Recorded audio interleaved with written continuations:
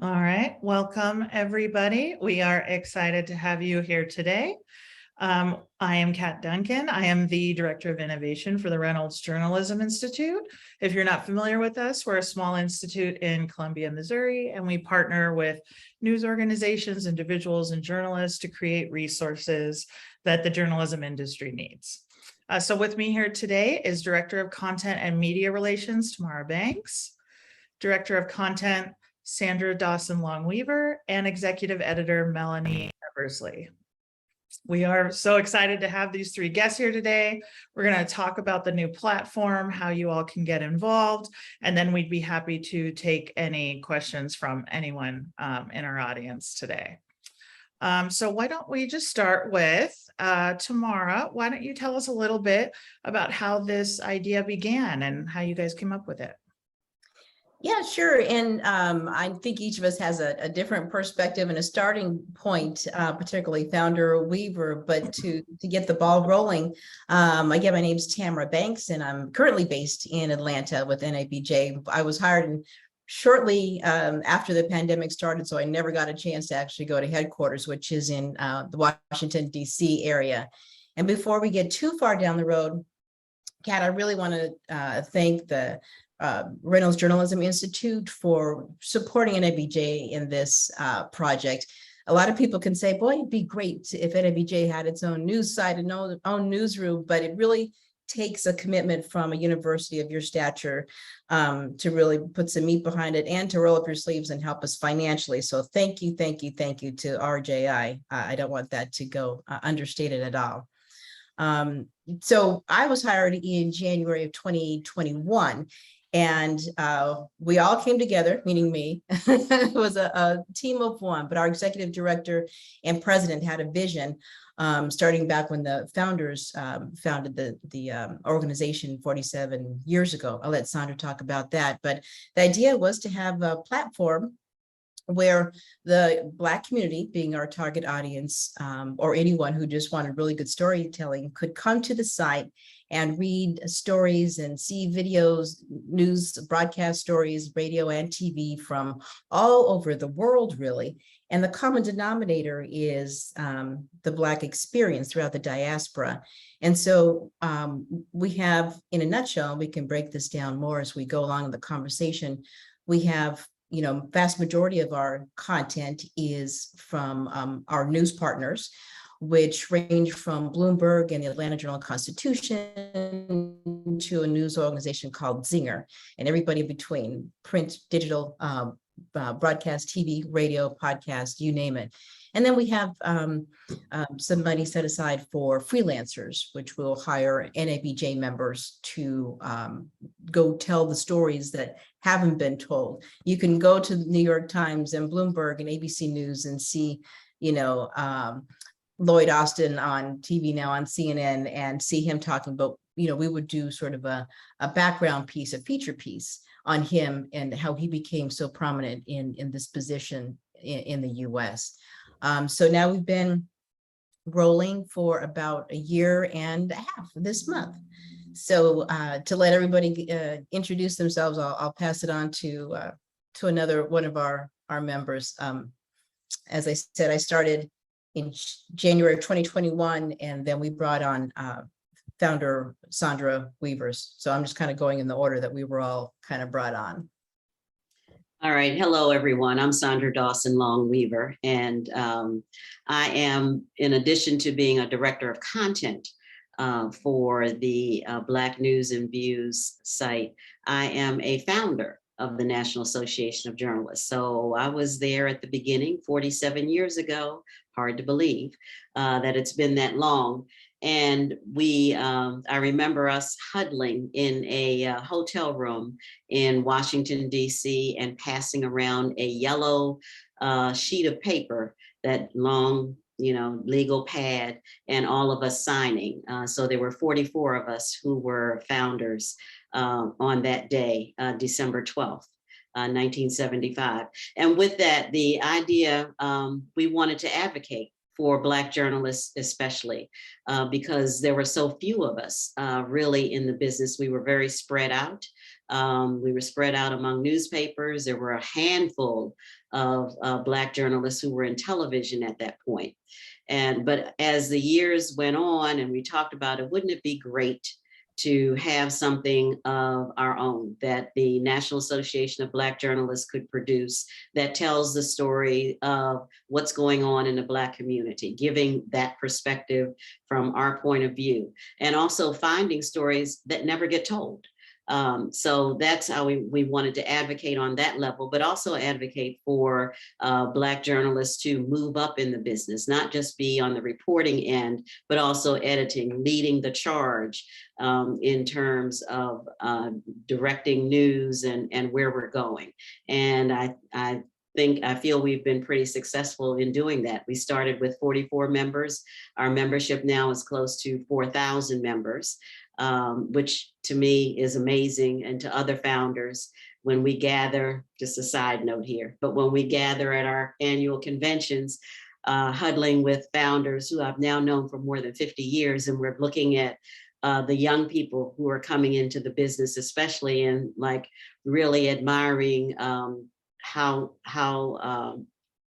educated they are, how articulate, how hard working they are coming into this business, and excited about telling the stories, excited about changing the world as we were 47 years ago. So that's a little bit more about sort of the history and the thinking that has gone on for many years. There was an attempt at one point, actually it did start a national Black newspaper that started right around, I want to say the early 1980s. It was led by founder Claude Lewis and a couple of other business people. And they had a Black newspaper that lasted maybe about 18 months. But the funding, always difficult. So again, thank you to the Institute for supporting us with the funding, because this has made it possible for us to now reach out and tell stories from all over the world about people of African descent, because that's how we've been looking at it. So I'm going to stop and pass it on to Melanie, who is our executive editor. Hi, everyone. Thanks so much for allowing me to be part of this. I know, Kat, you and I only became introduced a short time ago.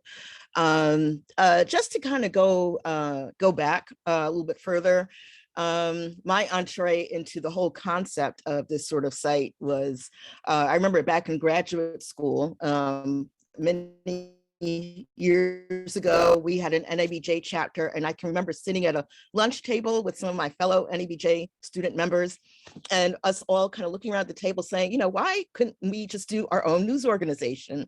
You know, you're an editor, you come from broadcast, you've done this, you've done that. And, you know, we all kind of half-heartedly, you know, not half-heartedly, but we kind of have realistically said, you know, one day we're going to kind of come together and do that. So that never happened, but that's just to say that that's a concept that I think kind of goes to the mind of a lot of Black journalists or journalists of color, particularly those of us who've worked for legacy organizations. A lot of times, you know, our news organizations, rightly so, are considering their audience. And it may not be an audience that's interested in well-done stories about Black life. So maybe those stories get on the air or they get in the newspaper, but they don't have a prominent spot, or they're not really allowed as much space. So I've worked for a number of news organizations and, you know, learned a lot of things over the years. And about 10 years ago, decided I was actually going to try and create my own news organization. I became fascinated with Black history, particularly when I worked in Washington. I covered Congress and the White House for the Atlanta Journal-Constitution, and followed John Lewis all over the country, and got to meet people who were actually involved in civil rights. And something kind of clicked for me during those years, where it was like I was actually like going to places that were not museums, you know, people's houses, seeing folks who've taken part in, you know, really important events, who had kind of gone back to their lives as school teachers and, you know, what have you, after the movement died down. And I became fascinated with telling stories that had been untold. And about 10 years ago said, I think I'm going to create my own platform beyond the railroad. I had been working toward that when I got downsized 5 years ago. So I was really fortunate. I became part of this pilot group organized by the Knight Foundation and Google for journalism entrepreneurs. And the focus of this program was to teach startups how not to fail, because 90% of startups do fail. So I got a lot of good education from them about how to survey your audience and figure out what they need and look at what the competition is doing and figure out how to best tell stories that are not being told. I then had a number of conversations with NABJ President Dorothy Tucker about wanting to get more information to the rank and file of our members about how to launch a startup. A lot of folks have been getting laid off from various news organizations because the industry is changing. I saw a lot of my peers getting out there and kind of starting their own thing. And I thought it would be good to really teach some of the skills to our members. So she knew I was interested in that kind of startup path. And a few years ago, told me that there were, folks talking about doing this very thing, and asked if I would be interested. At first, I was a little bit weary because I was really committed to kind of doing my own thing. But I'm glad that I did decide to join the group, because it's really exhilarating to see something coming together from the ground up, particularly with support from organizations like yours. Thank you so much. Without you, there would be no BNV. And it's just exciting to actually see it come together. And a lot of long days and nights, particularly over the last week, but it's really exciting. Great. So I know there are various ways that those who are here today and others who watch this later can get involved. So can one of you share about how a newsroom can become a news partner and get their content onto Black News and Views so that more people can access it? So I have the fun job, and I do mean fun in all of its glory, of reaching out to the stations and newspapers, and be they, big market or smaller market, and saying, hey, this is us, NABJ, which actually carries a lot of weight with it, 47 years. And ask them if, kind of explain what we're doing, just as we have here today, and then ask them, would they like to be a partner with us? And oftentimes when you ask somebody to be a partner, that means a heavy lift, be financial or work or what have you. And the good news is, I tell them the good news is that you don't have to do anything except allow us to aggregate some of your news stories. So the best way to reach us is, directly contacting me, tbanks@nabj.org, or there's information on our news site as well. But if you get me and send me an email, that's probably the quickest way to reach me. And then what we do is I'll have a conversation with the news partner and explain how the process works. What we don't want to do, Kat, is go and just copy and paste a link from a news site and post it on our site. A couple of things happen. One is, particularly with newspapers, as a broadcaster, I've learned a lot from the newspaper side.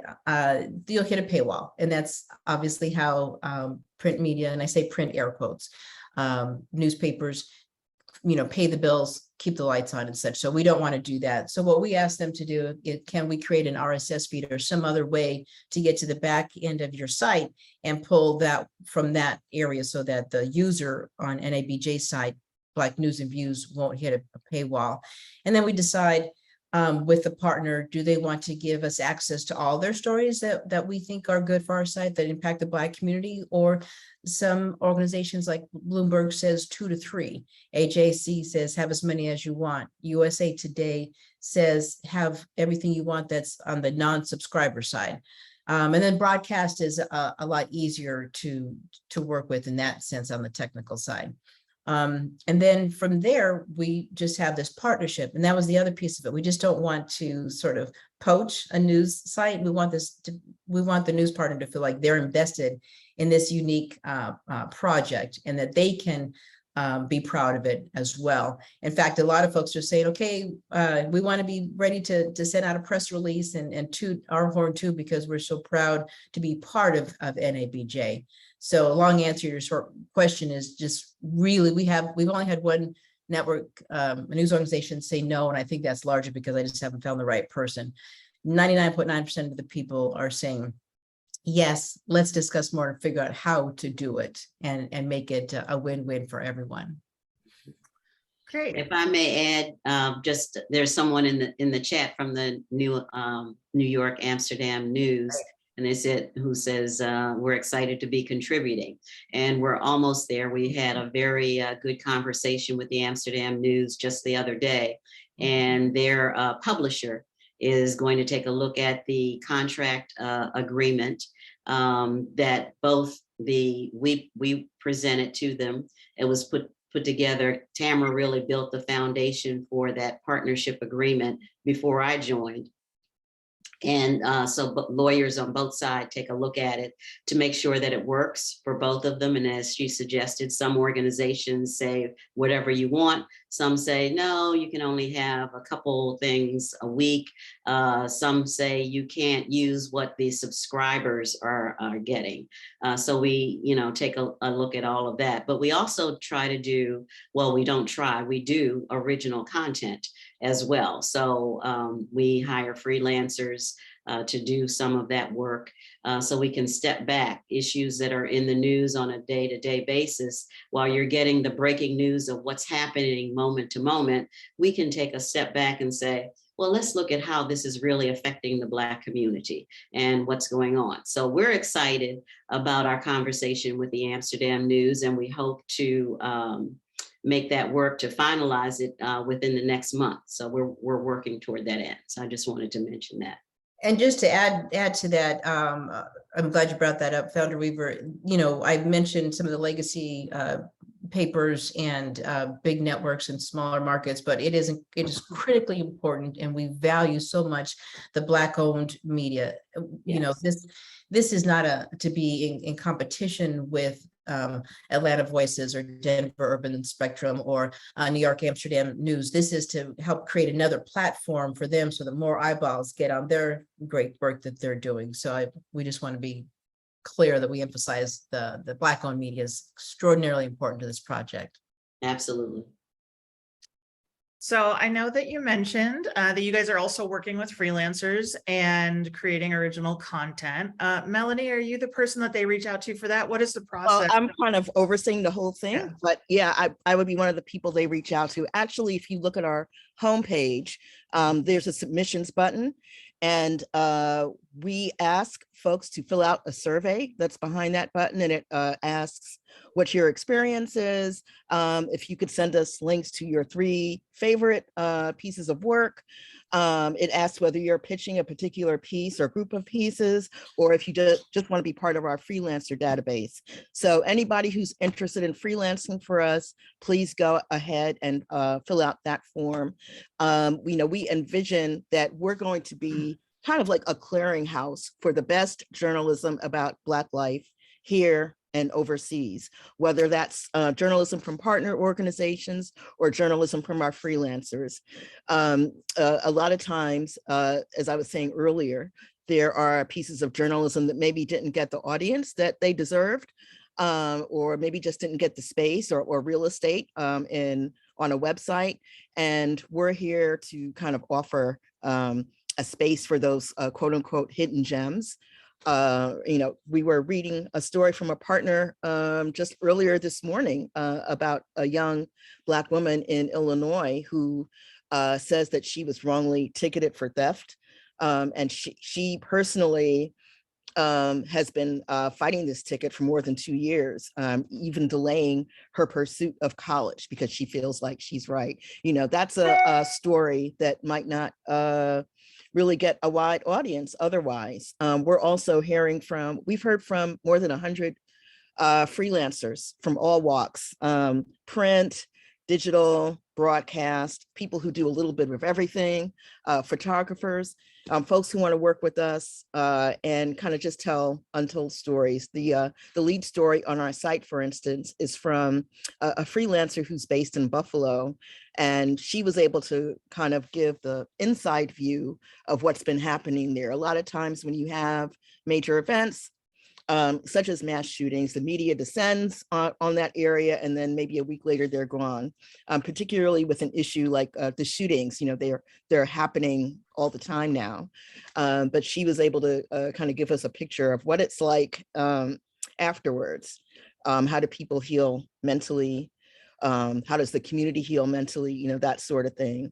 So I would just say, again, the first step, if anybody wants to contribute, and we're looking for folks from all walks, print, video, podcasting, everything, please just go to that submissions button on the homepage. Great, thank you so much. So now we can open it up to questions from those in attendance. If anyone, any of the attendees, if you have questions, you can put them in the Q&A or the chat box. And we're happy to answer any questions you have about the platform, what they're looking for. Oh, no, okay. It's pretty. Yeah, go ahead. I saw your hand go up. I know it didn't. It didn't show up. If it's okay, I see this question coming in about Africa and positive coverage about Africa. Yes, that's my beat in this life and other lives. And I think you raised an interesting point. Larissa, forgive me if I'm mispronouncing that, but I think to Melanie's point about the best journalism out there, and there is some really good journalism out there about what's happening in Africa, not just the things that we do need to cover. I've covered the diaspora, specifically Sudan, South Sudan, Darfur, East Africa, and Middle East for many years. And we have to cover some of those stories, right, to let the world know, but there's so much beauty on the continent.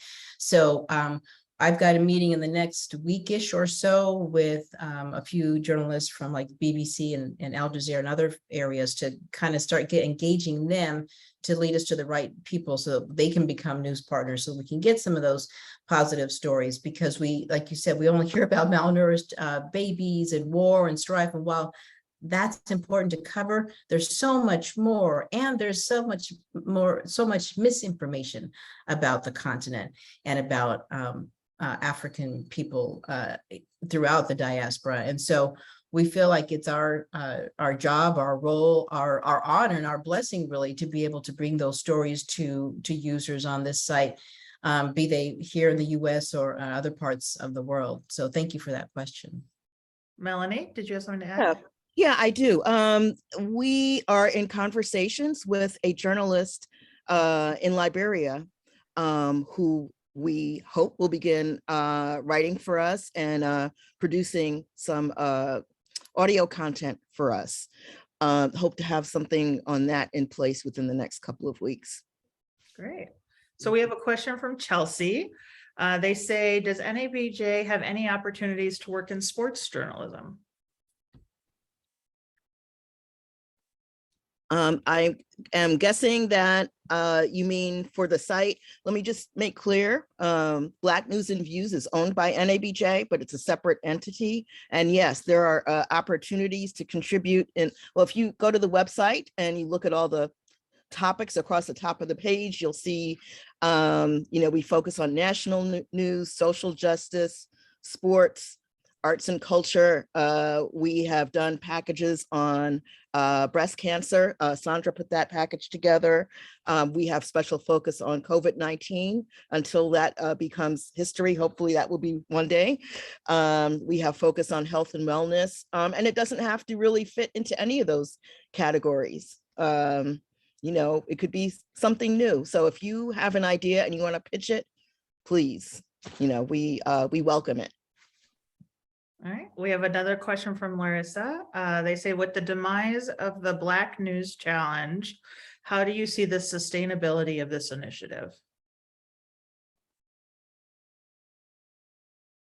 I'll take that one too. One of the things I did learn from the night foundation is that it's important to really stay in touch with your audience and find out if you're giving them what they need.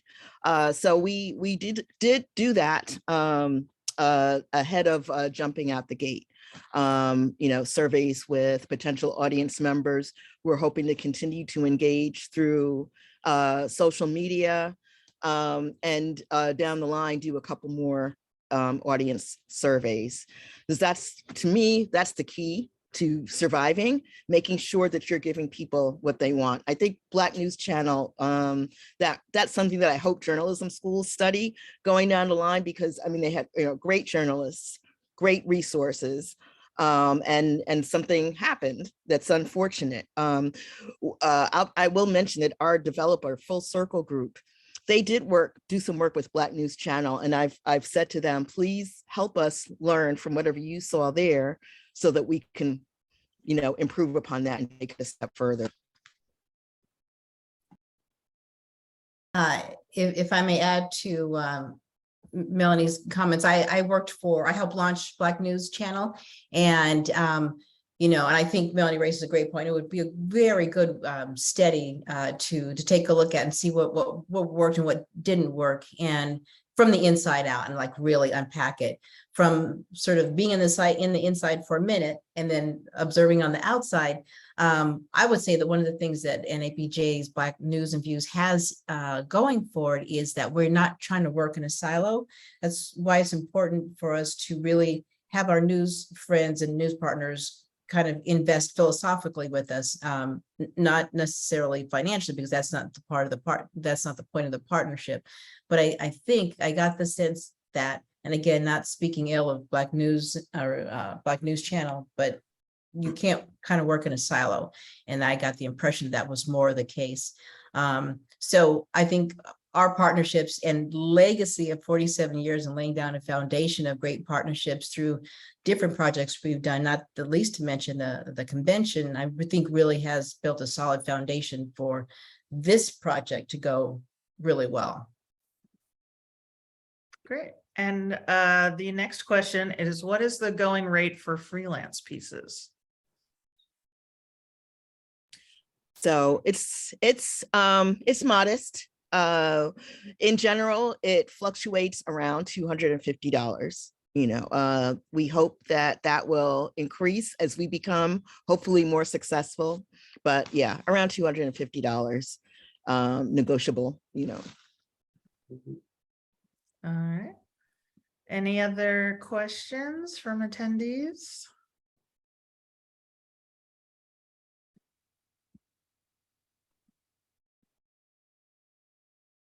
Can I ask a question of the attendees?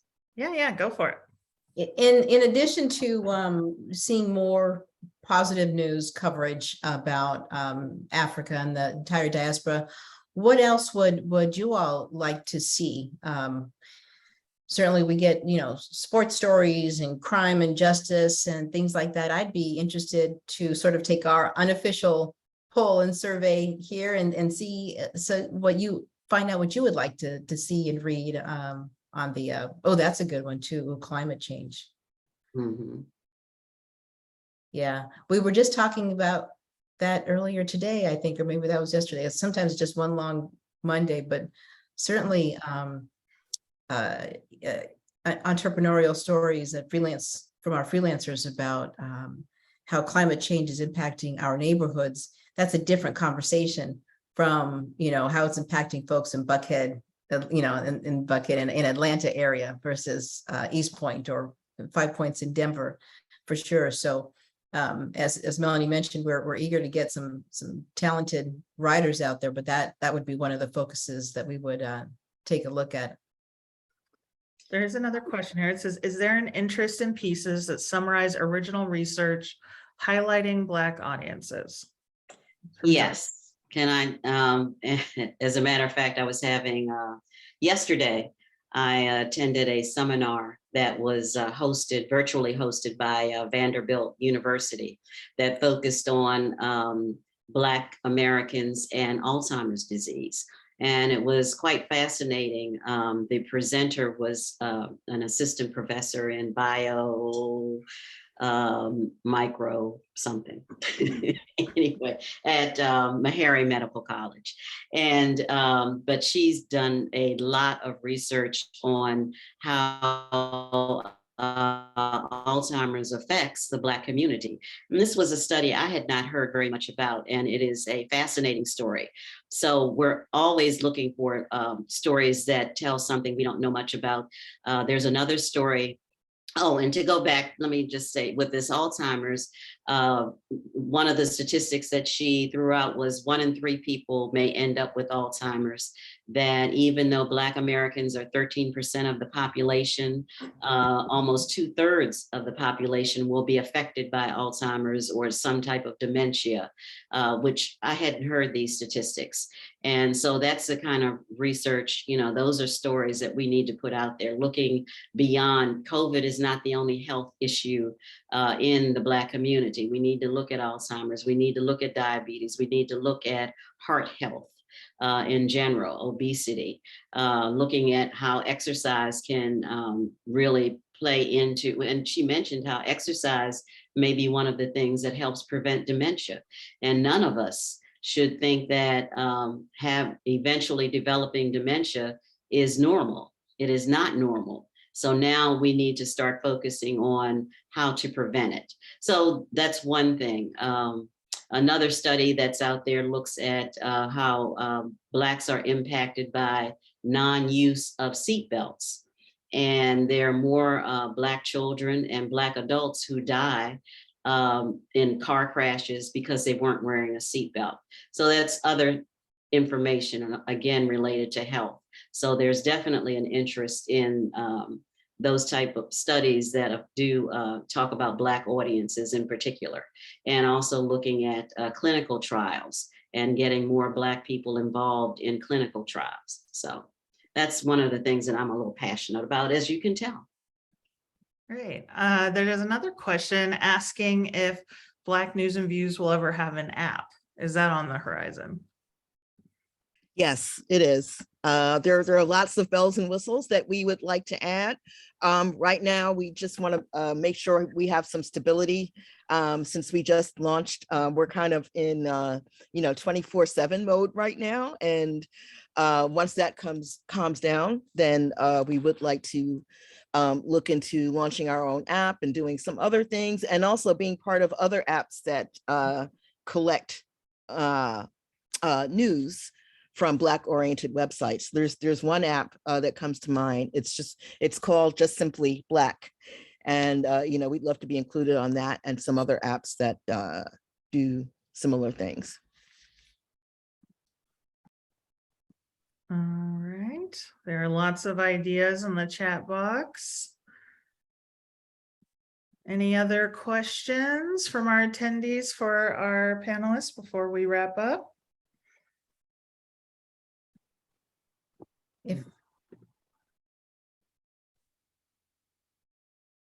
I raised my little hand there. Oh, yes, go ahead. No, that's okay. I know you're looking at the other.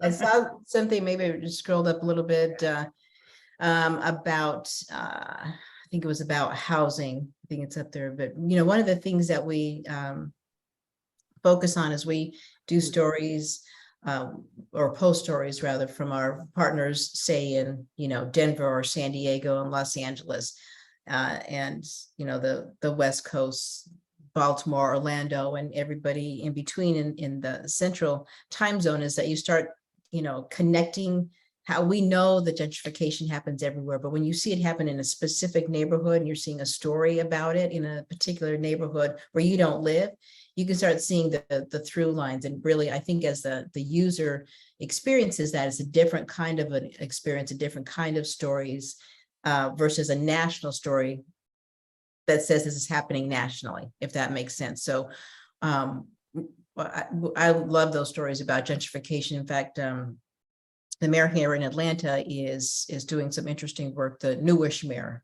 I guess he's been on for a year now, Andre Dickinson, doing some things about, working with developers and providing money in those blighted areas, or at least underserved areas. Well, that might be an idea that somebody reading it from, Tallahassee might see that and think about maybe presenting that to their city council, or maybe they're in the city civil space. So you start seeing how, we're so siloed as a Black community, I think sometimes, that we forget that we really are connected. And this is something that this new site can do, is to pull those connections together. Again, not just here in the US, but throughout the diaspora. And we have another question. Can I just add Oh, something yeah, go to ahead. that? One idea that we've explored is taking a national issue, and actually there's a project in the pipeline right now where we're grouping freelancers together from different parts of the country to contribute to one story about a national situation. So if there are folks who might be interested in taking part in something like that, please let us know.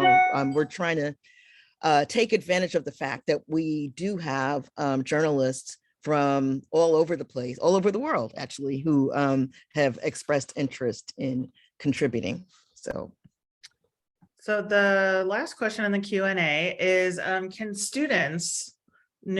student news organizations also be partners?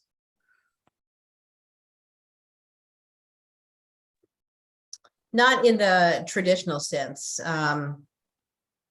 What we want to do is NABJ as a whole has an idea not an idea, but a process and philosophy of bringing in young people into this space, because we don't, I was just talking to my husband about this, when news directors in certain parts of the country in particular, so, well, we just can't find, good Black reporters, or where'd you go? Where'd you go look? Colorado State University. Well, okay, you're probably not going to find us there. So what NABJ does, as many of you know, try to create that pipeline and get students into really good jobs, be it your first job or middle career job.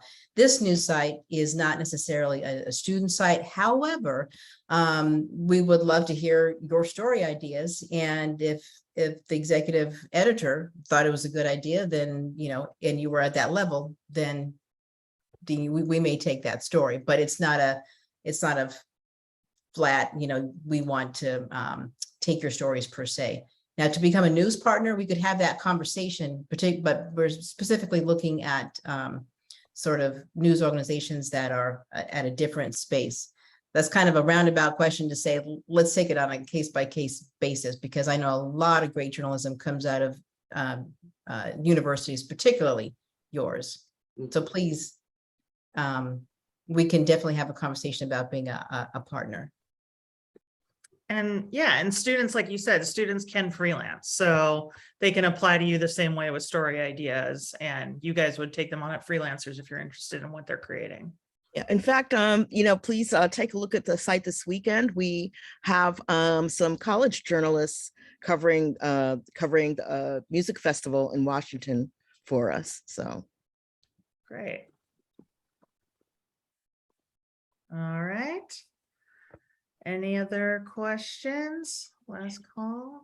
Let me just make a comment. There were two comments about instead of the media focusing on inflation, look at dictatorships, and Tracy worried about Black politicians not in alignment with Black working and middle class people.